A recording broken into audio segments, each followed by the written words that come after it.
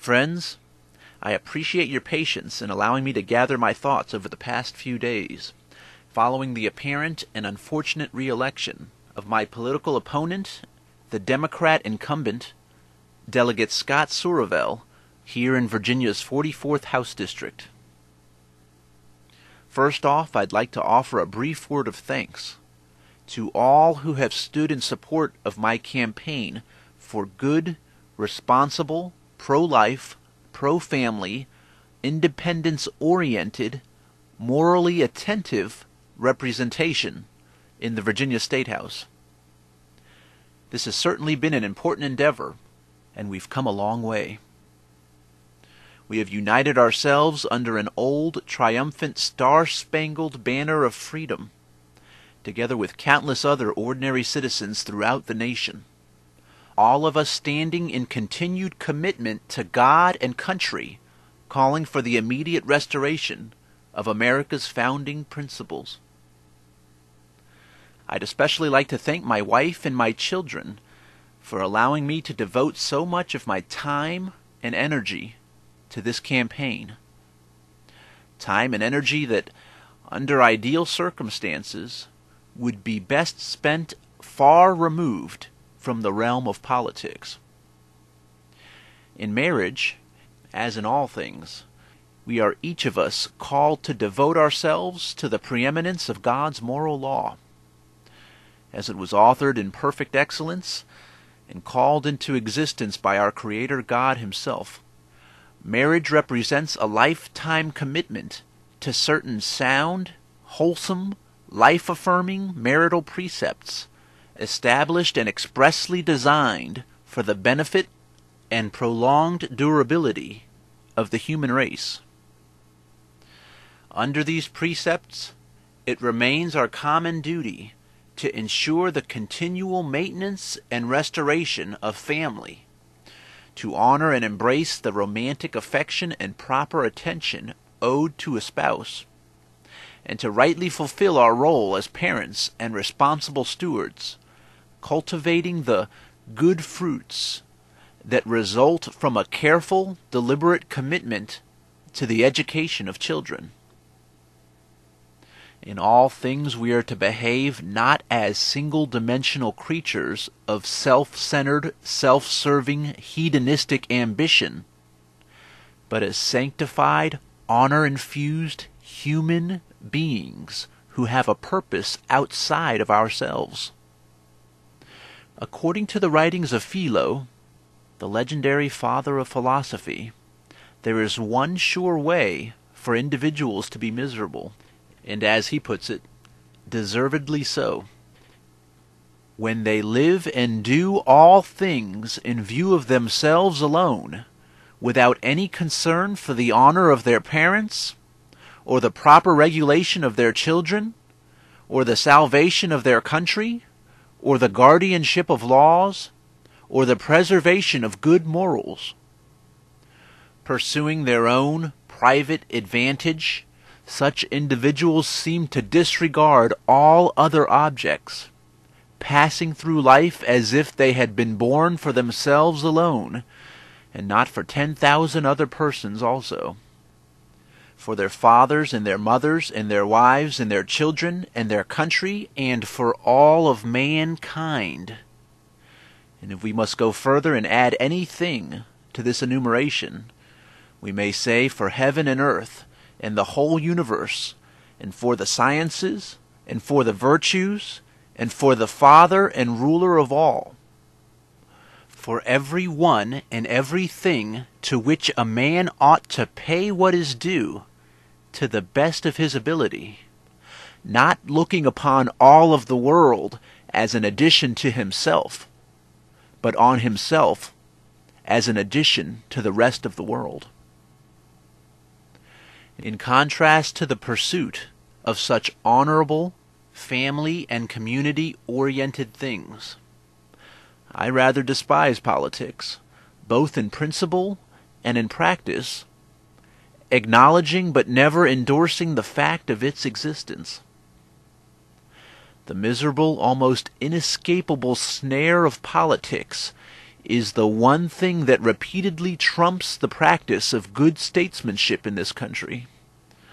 Old patriots like George Mason and Patrick Henry rightly anticipated that the deviant placement of politics over true, principled statesmanship would pose an unfortunate threat to the moral longevity of this blessed republic, as deeply underscored and unmistakably revealed by the willful perversion of constitutional principle.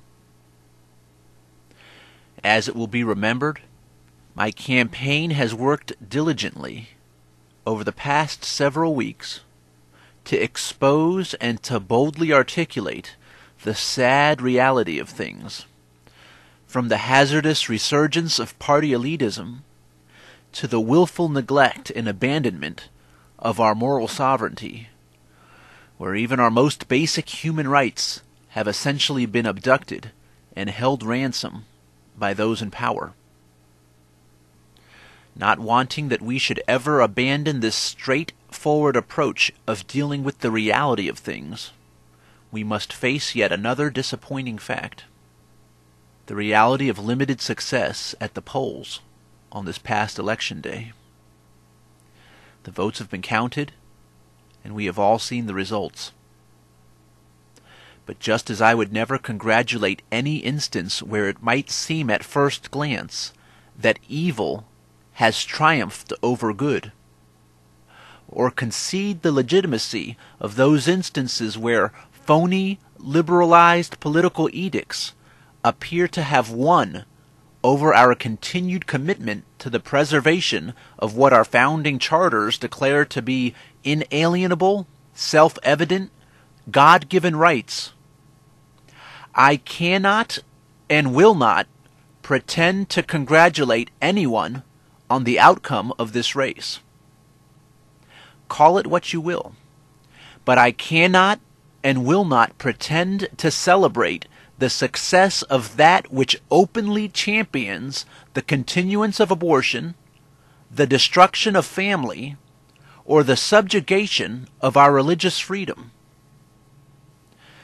This past Tuesday may well have been embraced as a day of victory for those who advocate such things, but I refuse to accept the notion that the American people have knowingly resigned themselves to live under this yoke of moral bondage and political oppression.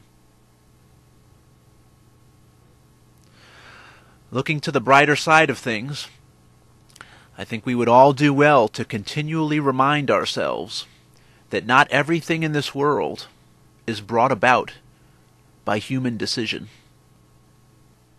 We serve a living God who governs the affairs of this world by his invisible hand. Of his sovereignty, it has been said that God is too wise to err and too loving to cause his child a needless tear.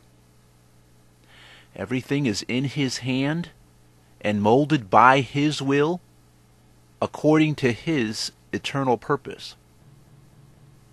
No matter what calamity we may face in this world, we find our rest in the blessed assurance that God is sovereign above all, and that the wicked cannot prosper except that God, by his governance alone, should allow it to be so.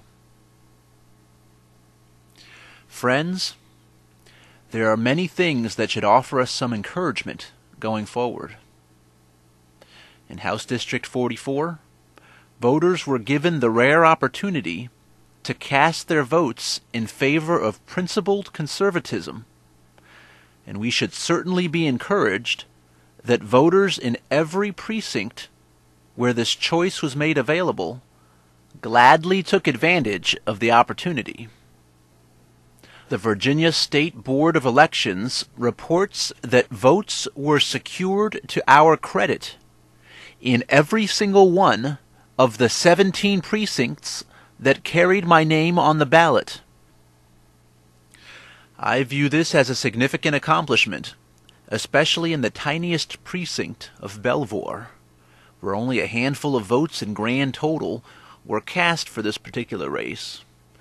And yet my campaign made a small but notable impact, even in the quiet, desolate halls of that place.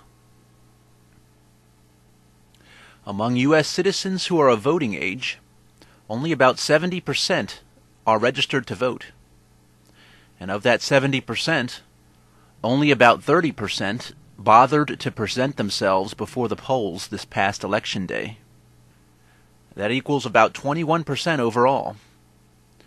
Of this 21%, not all, but nearly all, seem beholden to the political parties. What, then, are we to make of the lingering 79%, whose voice largely remains unheard? As I see it, this overwhelming majority most likely represents those good men and women who have somehow been gulled into believing that their moral influence has no place in politics, and so they simply sit on the sidelines and rarely, if ever, bother to show up at the polls. In reality, Scott Sourville was elected to office in 2009 with the support of only about 14.25% of the eligible electorate living in this district. He now heads back to Richmond, this time with the support of only about 12.5% of all those who would be eligible to vote if they would simply register themselves with the Board of Elections. In other words, both elections have had little to do with what the local media has falsely referred to as Sourville's popularity, which in truth is almost non-existent, and what actually does exist of it appears to be dwindling. And quite frankly, since our governor has not yet found the courage to push for the prosecution of voter fraud, one is left to wonder just how inflated even these figures might be, since we seem to live in a new age of politics where the dead can vote and the living never move away. For all the money that was thrust into this campaign by the political parties, which strikes me as being somewhat reminiscent of Dr. Frankenstein's ghastly attempt to thrust a spark of life into dead flesh, without ever pausing from his madness to consider the vile consequences of such an endeavor. One thing remains absolutely clear. Had either party simply bothered to run a candidate with the necessary character, vision, understanding, and moral courage to make the Constitution work, it should have and would have translated into a voter turnout reaching far beyond the dismal 21% of electorate who actually bothered to show up at the polls this past Tuesday. The biggest political names and the biggest political donors came together for the sake of bolstering two phony-bologna candidates. And though it may have resulted in another win for the political parties, it had no impact whatsoever on that 79% moral majority. With all the signs and banners and mailings, was it because they failed to get the word out? Or was it because they ran a pair of neo-secular candidates who refused to acknowledge the fact that our country is in the midst of a moral crisis?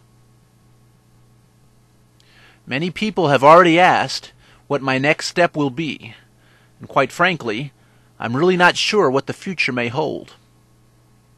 But I do intend to work once again, as part of whatever effort is brought together in the coming months, to ensure that Virginia will have a good, godly, moral choice for the 2012 presidential election.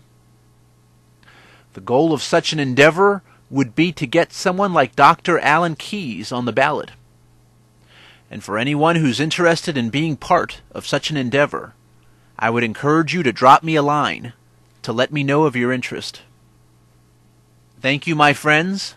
May God bless you, and may God bless the United States of America.